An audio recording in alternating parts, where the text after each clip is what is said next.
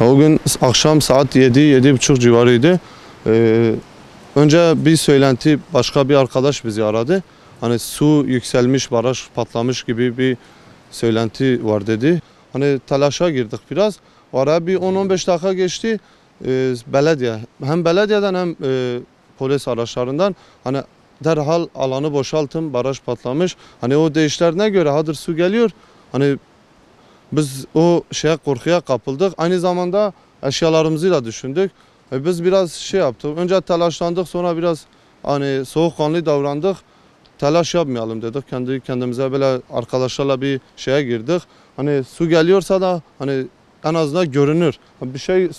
Bir 5-10 dakikalığına suyu takip ettik. Suda bir yükselme yoktu. Biz kaldırabildiklerimizi, nehre yakın olan kısmını kaldırdık. Bir kısmını. Geri kalanı bir üste attık. Bir basamak olduğu için bir üst basamağa attık. Zaten oraya su muhakkak yetişmez dedik. Daha sonra AFAD ekipleri geldi. Birkaç tane mühendis vardı. Hangi birime bağlı onları bilmiyorum. Hem AFAD ekipleri vardı hem hani baraj patlasa da 1 metre en fazla yükselir dediler. Bir kısmı hani herkes herkes bir şey söylüyordu. 1-2 metre en fazla yükselir dedi. Hani biz onlara rağmen biz 3-4 metrelik bir hesap yaptık. Bir kaldırabildiğimizi kaldırdık. Dinamolarımızdır, jeneratörümüzdür. Bunlar hepsi yerinde kaldı. Tanklarımızdır, bir kısım sedirlerimiz kaldı. Zaten biz gece 3'e kadar burada nöbet tuttuk. Suda bir yükselme yoktu. Eve gittikten sonra sabah 6 gibi oldu. Amcam beni aradı. Suadır yükseliyor.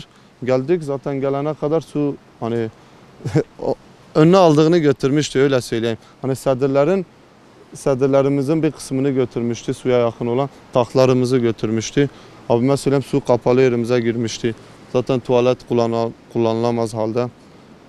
Zaten elektrik tesisatı komple gitmiş durumda. 3-4 gün elektriksiz kaldık. Daha sonra birkaç tane elektrikçi çağırdık.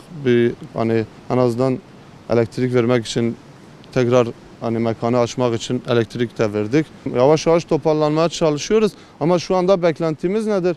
Hani hasar tespit için gelmeleri, zararımızın giderilmesi, yani mağdur olduk.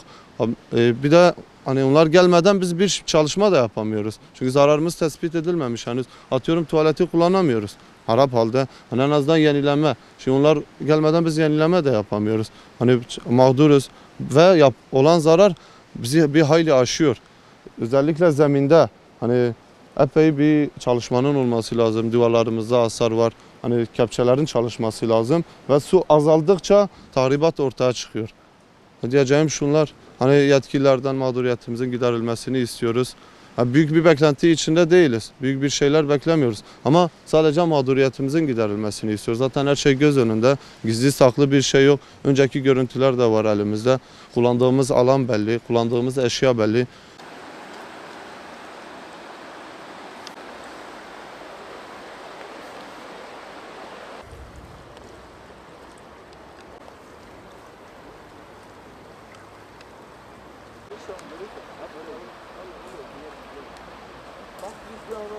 Dal güzel bak, dalda direkt bir şey vur. Abi burayı da böyle bir fotoğrafını çektik. Şeyi nerede?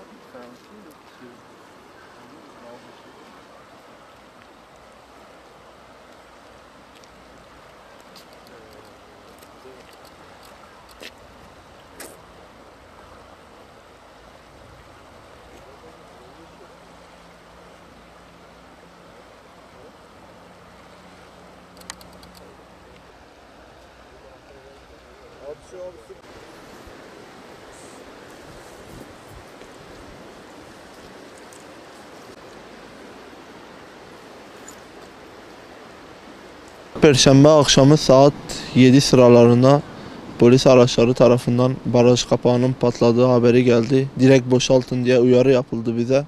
Biz de o korkuya kapıldık. Elimizden geldiği kadar malzemelerimizi kurtarmaya çalıştık. Hani kurtarabildiğimizi kurtardık. Geri kalan da gördüğünüz gibi hepsi suyla beraber kullanılamaz halde. Lavabolarımız, mescidimiz kullanılamaz hale geldi. Bu tür olayların yaşanmaması için ne gibi önlem alınmalı?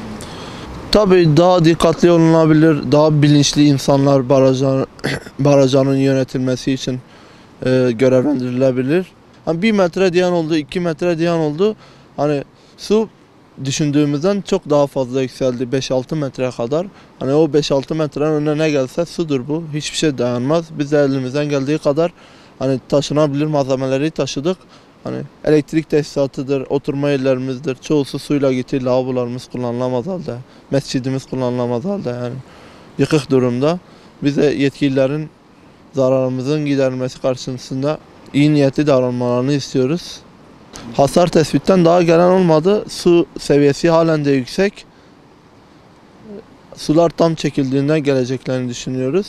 Hani biz çok bir şey peşinde değiliz. Sadece oluşan zararımızın peşindeyiz. Karşılanırsa seviniriz, karşılanmazsa da yapacak bir şey yok. Ne yapalım? Can sağlığı olsun.